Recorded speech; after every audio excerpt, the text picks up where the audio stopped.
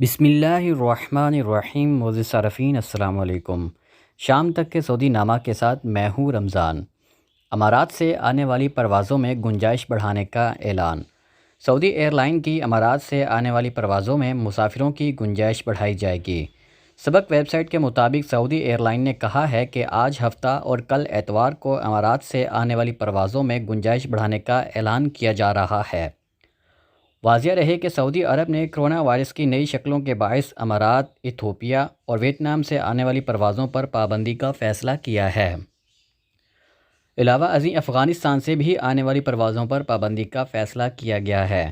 وزارت داخلہ کے فیصلے کا نفاذ کل اتوار کو رات 11 بجے سے ہوگا۔ شہزادہ محمد بن سلمان اور عمران خان کی تصاویر سے سجی گاڑی۔ ریاض میں مقیم پاکستانی تارک وطن نے پاک سعودی دوستی اور دونوں ملکوں کے لیے محبت کی بہترین عکاسی کی ہے۔ سبق ویب سائٹ کے مطابق پاکستانی تارک وطن نے دونوں برادر ملکوں سے محبت کے اظہار کا انوکھا طریقہ اختیار کرتے ہوئے عقبی شیشے پر ولی عہد شہزادہ محمد بن سلمان اور وزیر اعظم عمران خان کی تصاویر چسپاں کر رکھی ہے۔ مذکورہ پاکستانی تارک وطن ایک نمونہ ہے ان لاکھوں غیر ملکیوں کے لیے جو سعودی عرب میں مقیم ہیں۔ یہ وہ لوگ ہیں جو اپنے وطن سے محبت کرتے ہیں مگر جس ملک میں رہتے ہیں اس کی محبت بھی ان میں رچی بسی ہے۔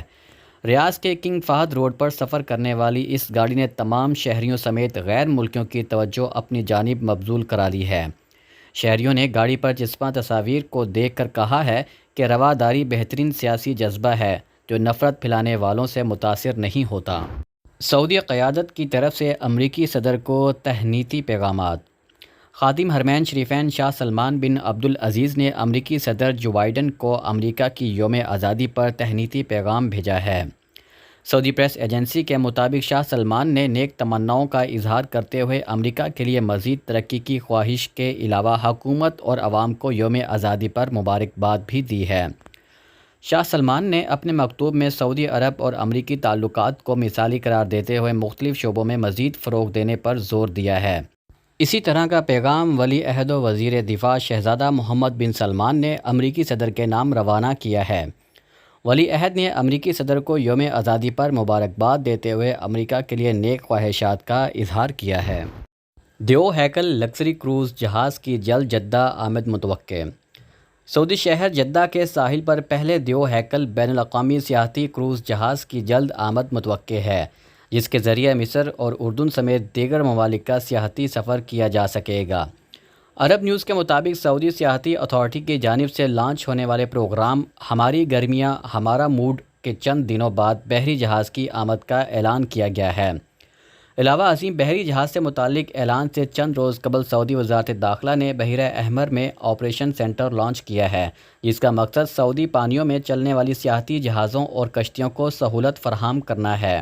بحیرہ احمر آپریشن سینٹر کے انتظامی امور سعودی بارڈر گارڈز نے سنبھالے ہوئے ہیں۔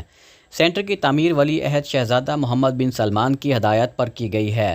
سینٹر کا مقصد سعودی عرب میں داخل ہونے والے سیاحوں کی مدد اور انہیں سہولیات فراہم کرنا ہے۔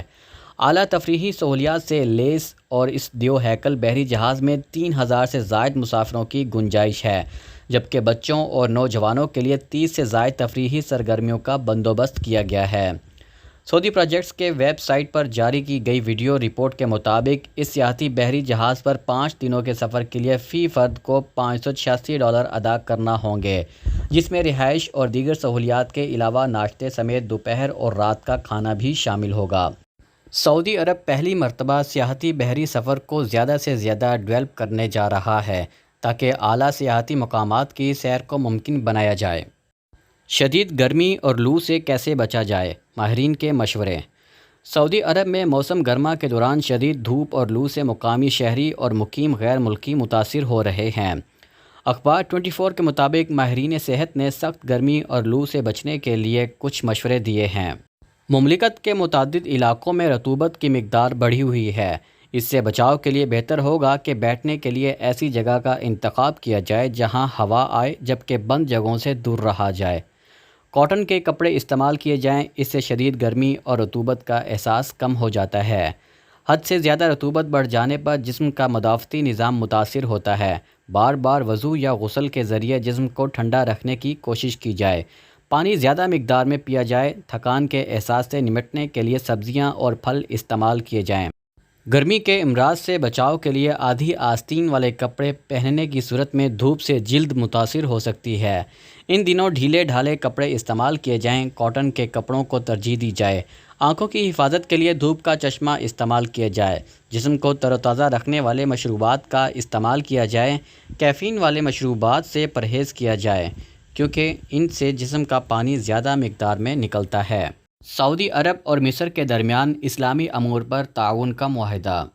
سعودی وزیر اسلامی امور و دعوت و رہنمائی ڈاکٹر عبداللطیف آل الشیخ نے کہا ہے کہ سعودی عرب اور مصر نے اسلامی امور میں تعاون کا معاہدہ کیا ہے۔ سرکاری خبر رساں ایجنسی ایس پی اے کے مطابق آل الشیخ نے کہا ہے کہ سعودی عرب اور مصر اسلامی سرگرمیوں کے بارے میں ایک دوسرے سے مسلسل تعاون کریں گے۔